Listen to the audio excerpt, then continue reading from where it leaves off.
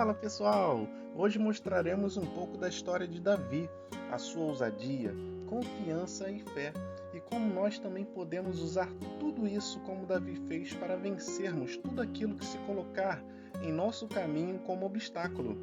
E lembre-se sempre que não há barreiras ou qualquer outra coisa que Deus não possa derrubar e te fazer vitorioso. Deus na frente sempre.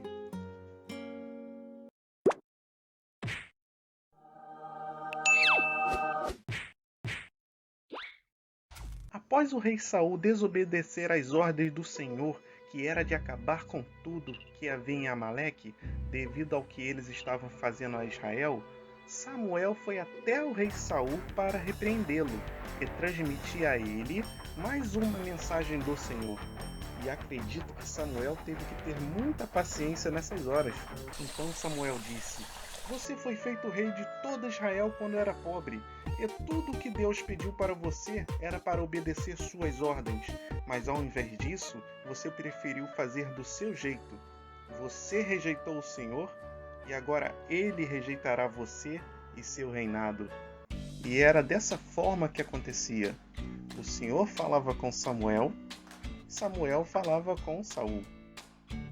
Após isso, Saul percebeu que havia cometido um erro e pediu logo a ajuda de Samuel para consertar as coisas com Deus. E disse também que já havia providenciado uns animais para que fosse feito um sacrifício para Deus. "Paciência, Samuel, tenha paciência." Então em seguida Samuel disse: "Você acha que Deus se importa com sacrifícios? Ele se importa que seu servo obedeça a sua palavra." E sendo assim, Samuel acabou fazendo o que Saul deveria ter feito com Agag. Em seguida, Saul pede para Samuel não o abandonar, porém o mesmo se retirou logo dali. Após algum tempo, Deus fala novamente com Samuel, dizendo para ele encher seu vaso com azeite e partir para encontrar Jessé, pois entre seus filhos haveria um rei. E Samuel, como um servo obediente, assim fez. Pouco tempo depois de Jessé se encontrar com Samuel, ele o convida para cear com seus filhos, e Samuel fica muito feliz e diz que gostaria de conhecer a todos, e pergunta se todos os seus filhos estarão lá. E Jessé diz que sim, todos estarão presentes. Então, Jessé começa a apresentar os seus filhos. Eliabe, alto, boa aparência. Deus logo diz a Samuel: "Não é esse não." Abinadab? Não. Samá? Não. Natanael? Também não. Então Samuel reconheceu que é um grupo bom, de homens fortes, porém Deus já havia dito que nenhum desses seria o escolhido. Sendo assim, Samuel pergunta a Jessé se todos os seus filhos estavam ali naquele momento. Jessé então respondeu que faltava apenas o mais jovem, o menor da casa, Davi. Acredito que nesse momento Samuel deve ter pensado que só poderia ser este, e que ele certamente deve ser diferente dos outros, não é mesmo? Samuel então vai ao encontro de Davi, e ao encontrá-lo, logo pergunta ao Senhor se é mesmo aquele menino que ele havia visto. Então Deus logo diz para Samuel não levar em consideração seu tamanho e idade, pois o Senhor não vê como os homens, que enxergam a aparência, porém Deus vê o coração. Então Davi e Samuel se apresentaram e começaram logo a conversar, o que não foi tão difícil, pois Davi já havia ouvido falar de Samuel.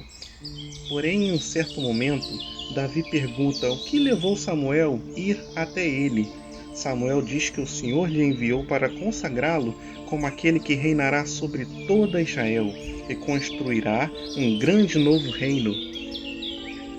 Samuel diz a Davi que esta é a vontade de Deus, e Davi diz que se essa é a vontade de Deus, não há motivos para se preocupar. Enquanto isso, o rei Saul, afastado da presença do Senhor, se encontrava em uma imensa escuridão, frieza e sendo atormentado por um espírito do mal.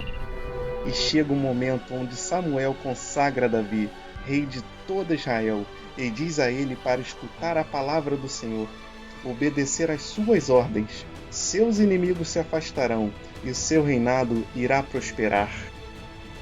E Saul continuava a se sentir mal, e maus pensamentos vinham em sua mente. Então Davi foi chamado para ir com sua harpa até Saul. E após Davi tocar, Saul reconheceu que gostou de sua música e de suas palavras. Porém, tempos depois, israelitas são enviados para combater os filisteus. Porém, lá havia um guerreiro chamado Golias. Trazia com ele um capacete de bronze, uma armadura de escamas, um escudo e uma lança. Ninguém foi capaz de derrotar o Golias. Ele acabou com muitos guerreiros, e os que conseguiram escapar do perigo se espantaram e fugiram, tremendo de medo. Assim voltaram para o acampamento, onde Davi se dispõe a enfrentar o gigante Golias.